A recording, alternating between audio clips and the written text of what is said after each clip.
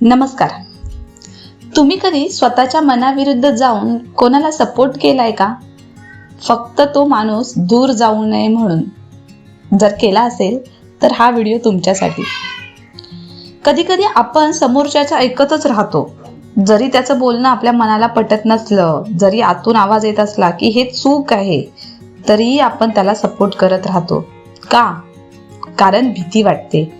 खरं बोललो तर तो रागवेल, आपल्याशी बोलणं बंद करेल, आपल्यापासून दूर जाईल याची.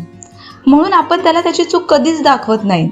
पण खरं सांगायचं तर त्या व्यक्तीपेक्षा जास्त त्रास आपण स्वतःलाच देत असतो. अहो, मनाला पटत नसताना केलेला प्रत्येक होकार मनात एक नवीन घुसमट निर्माण करत असतो. कधीतरी स्वतःलाही म्हणायला हवं, नाही, हे मला पटत नाही. बस एवढंच. समोरच्याला राग आला तर येऊ दे ना, तो दूर गेला तर जाऊ दे ना. पण चुकीचं आहे ते चुकीचंच म्हणायला शिकलं पाहिजे. कारण या जगात प्रत्येक जण आधी स्वतःचा विचार करतो आणि मग दुसऱ्याचा. मग आपण आपल्या मनाचा विचार केला, आपल्या भावनांची साथ दिली तर त्यात चुकीचं काय आहे? आणि खरंच जर आपण त्या व्यक्तीसाठी महत्वाचे असू तर तो परत येईल की. पण जर का एका सत्यामुळे तो कायमचा निघून गेला तर समजून घ्या, तो कधीच आपला नव्हता.